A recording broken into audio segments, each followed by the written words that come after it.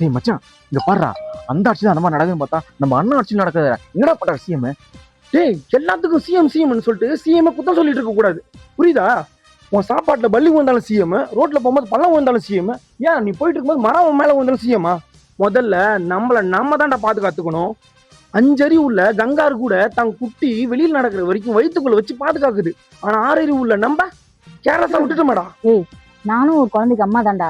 பக்கத்துல இருக்கிறவங்கள நம்பி தான்டா என் குழந்தைய நான் விட்டுட்டு போறேன். அவங்க நம்பிக்கையானவங்களே இப்ப இந்த மாதிரி பண்றாங்க அப்படின்னும் போது யாரதான் நம்புறது இந்த காலத்துல?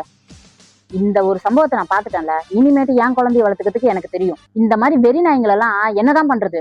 ரோட்ல ஓட விட்டு சுட்டு கொள்ளணும். அப்படிலாம் சாதாரணமா அவனை ஈஸியா கொண்டு கூடாது மச்சான். அணுவா சித்திரவதை பண்ணி அவனை சாவடிக்கும். இனிமேட்டு எவனுமே இந்த மாதிரி பண்ண யோசிக்கவே கூடாது. அந்த மாதிரி ஒரு தண்டனை கொடுக்கணும். நமக்கு பசிச்சா நாம சாப்பிடுறோம், நமக்கு தூக்கம் வந்தா நாம தூங்குறோம், நம்ம சந்தோஷத்துக்கு நாம சிரிக்கிறோம். ஆனா நமக்கு கோவம் வரும்போது மட்டும் அதை நாம காட்டாம அதை காட்டுறதுக்கு எவனார்த்த வருவானான்னு காத்துக்கிட்டு இருக்கோமே, ஏன்?